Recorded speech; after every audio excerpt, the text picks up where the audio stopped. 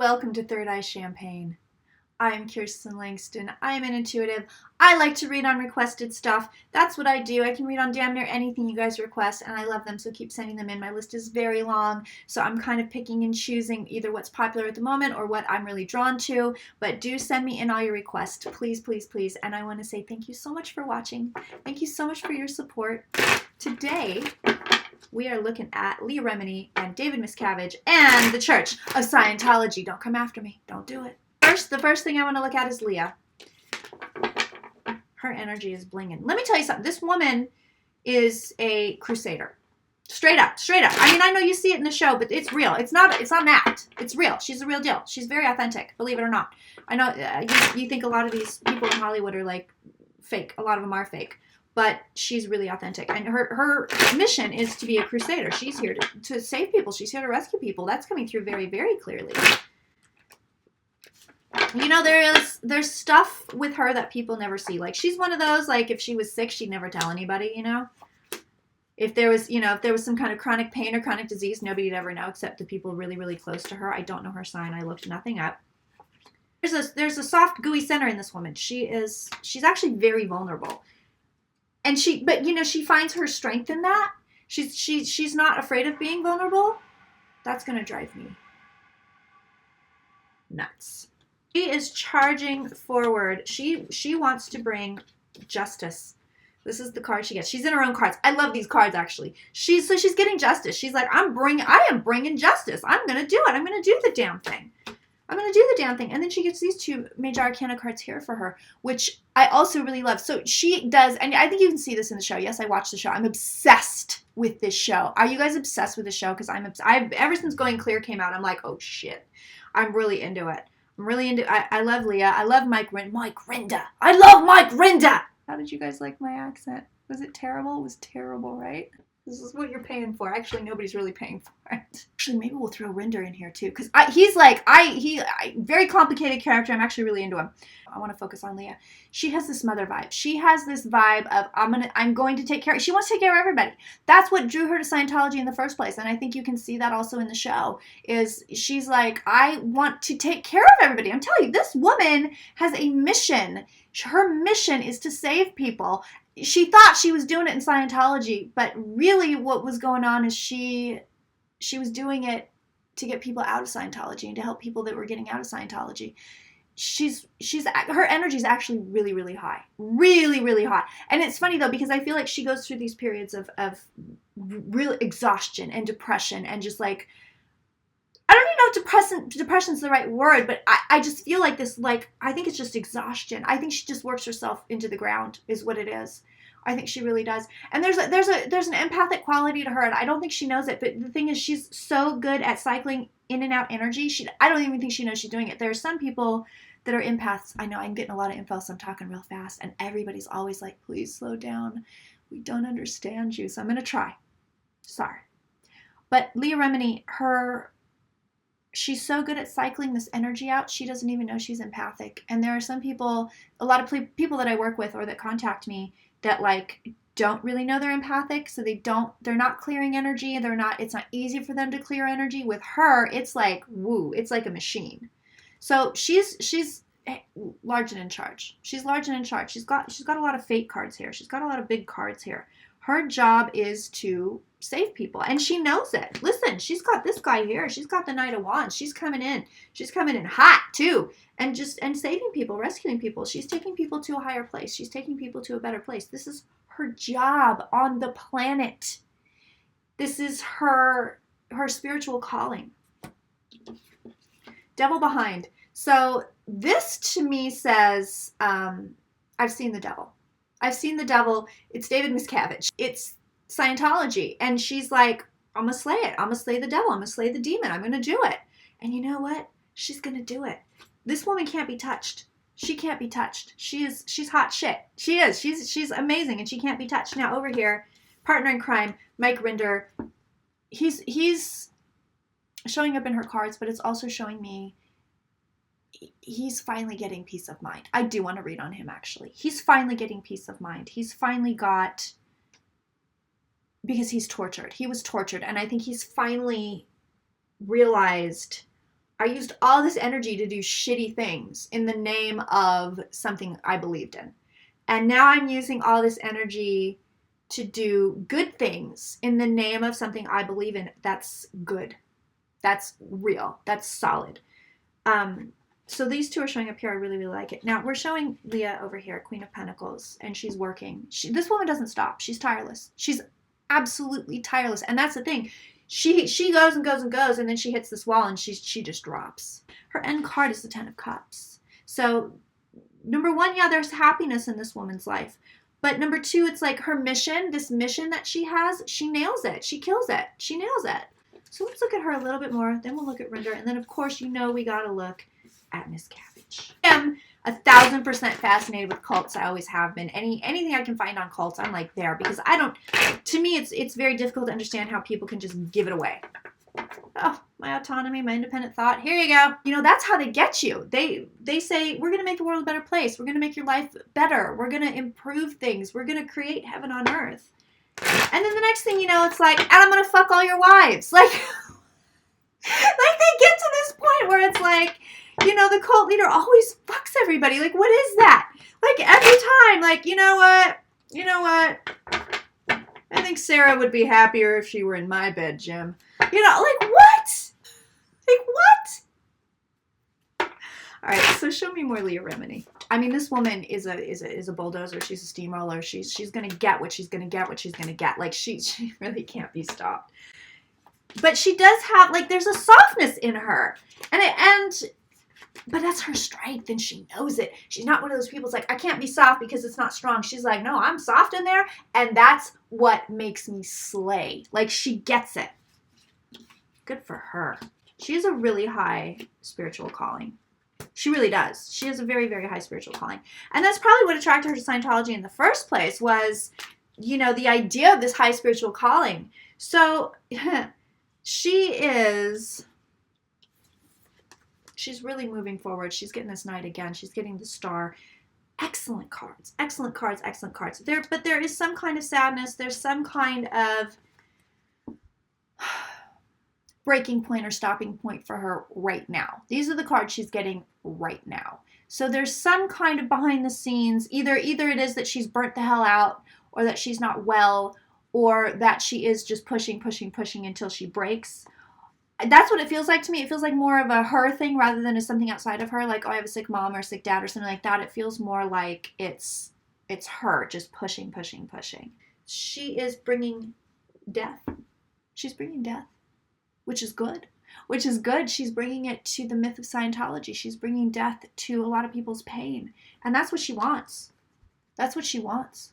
She knows what she's here to do. She knows what she's here for, and she's doing the damn thing. No mistake, though. She's been beat up.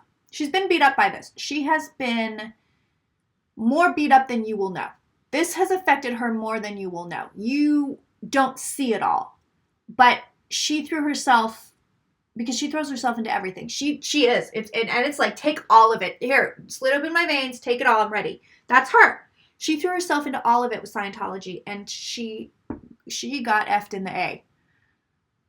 She did. And you don't really see the evidence of it. There's PTSD. This woman has PTSD. Behind her, we have the Hermit, which is wisdom, which is illumination, but it is also isolation.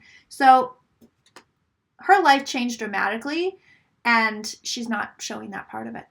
She's not, I mean, I don't think in public, you know what I mean? She's not really showing how deeply it wounded her, how deeply it cut her to know that the whole thing was bullshit. So I'm looking at Mike Rinder's cards here, and I'm feeling on him. I'm feeling his energy. It is very, very much I walk the line. No matter what line I'm walking the line. So no matter what people, he gets it in his head. Whether it's external or internal, he gets it in his head, and he's like, and this is the path. And that's it. That's it. That's what he's doing. He needs structure. He craves it. That's his bread and that's his bread and butter, is the structure. So right now, I tell you what, this guy has a lot of guilt. He has a lot of guilt, and he needs to let it go.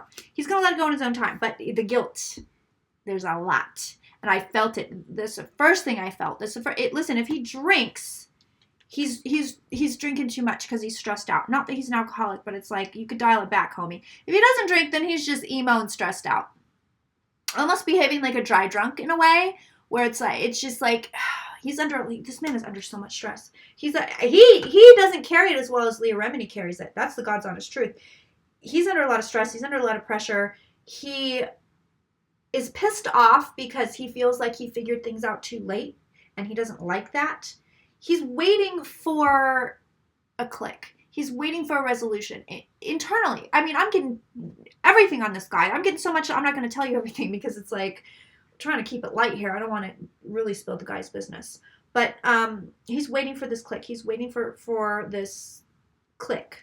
I don't know how else to describe it, but it's this idea of, okay, I'm good now. I'm good now. He's not good. He's very stressed out. He also has really bad PTSD, but he sees the light at the end of the tunnel. He sees it. He finally sees it. It's taken him a very long time. He's moving away from the hard waters. And this is the card on the bottom of the deck, which was like, I almost pulled it out. He's moving away from the heartbreak. He's moving away from it. He has so much guilt. This man has so much guilt. And it's oppressive to him. But it's like he kind of wants to martyr himself because he wants the punishment. And the thing is, with what he's doing now, there is so much training in this guy that there is still a huge part of him, a voice in there going, you're wrong. You're doing it wrong. You know you're doing it wrong. You're going against the church. You're doing it wrong. Like, when he takes to something, he really takes to something. And it's like he can be a total pit bull, and he feels very happy now that he's like, I'm with the good guys now. He was fighting for what he thought was the good guys, and then he realized, oh shit, I'm in trouble, just like Leah. I mean, and now he's like, no, now I'm really fighting the good fight, and it feels good to him. But there's a part of him that wants to be like flogged. There's a part of him that's like, I'm going to run myself into the ground because I deserve it, because I'm a shithead, So he's dealing with it. He's dealing with it. He is stressed out. The man feels very stressed out to me. And I think there's a lot with him, a lot going on behind the scenes that we don't know about, that we don't need to know about. I feel him so strongly. God, I want to give this guy a hug. And we got to look at the big man, or the little man. This is where the church comes after on tea. This is where it happens. All right, show me Miscavige.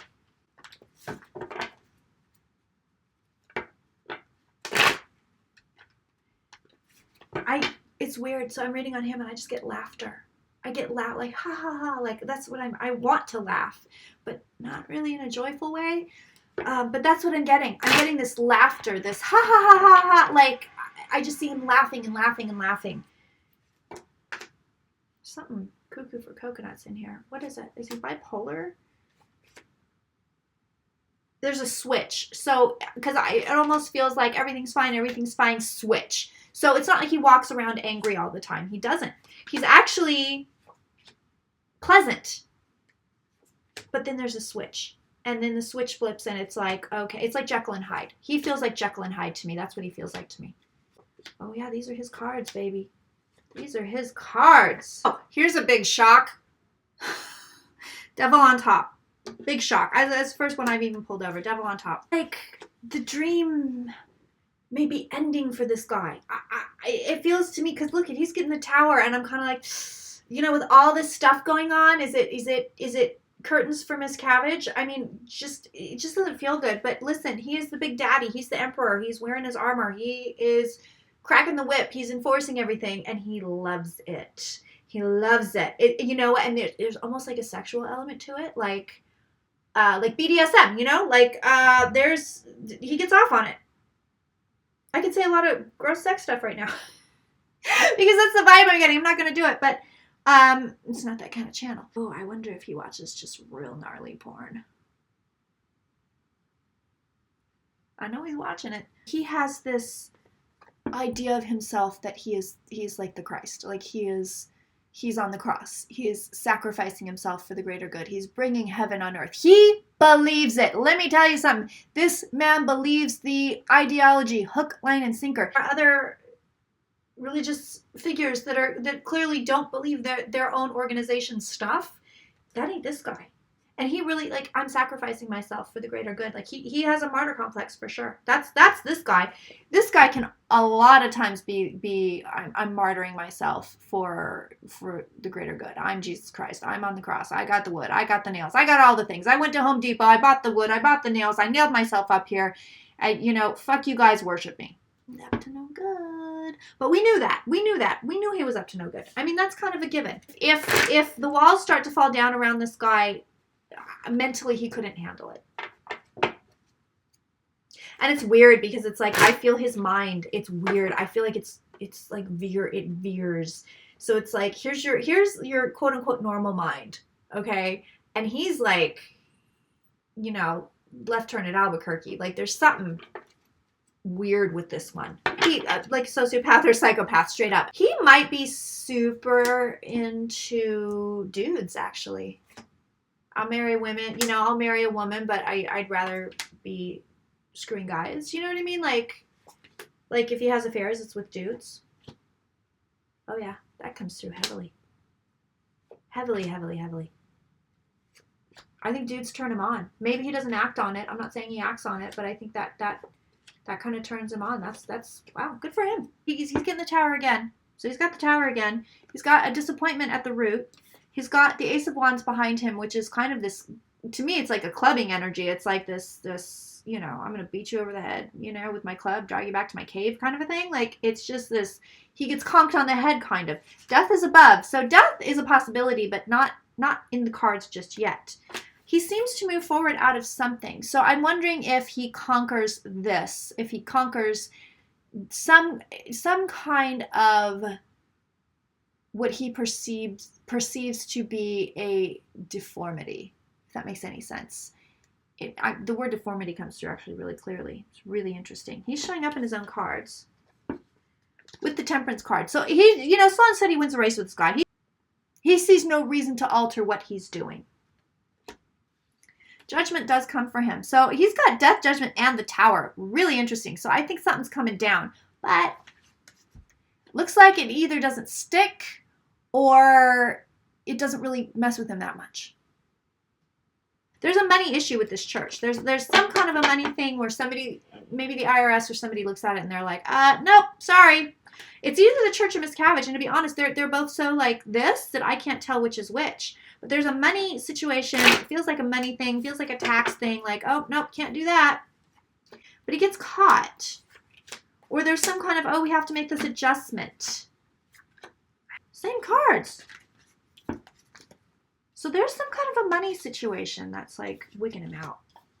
He comes out, look, he comes out fine. The church is still the church. He's still the high priest.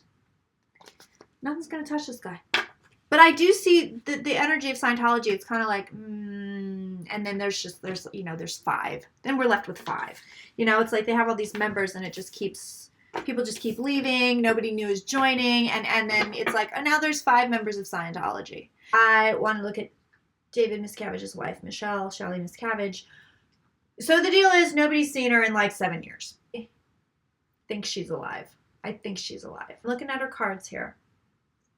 I think she found some stuff out. I wonder if has something to do with his preference for dudes. Because I'm telling you, this man is bisexual. There's a bisexual or gay element to this guy. Which is, hey, that's fine. I don't think that's fine if you're a Scientologist. I don't think you can be gay and be a Scientologist, I think. I think she found this out. And he was like, put her somewhere.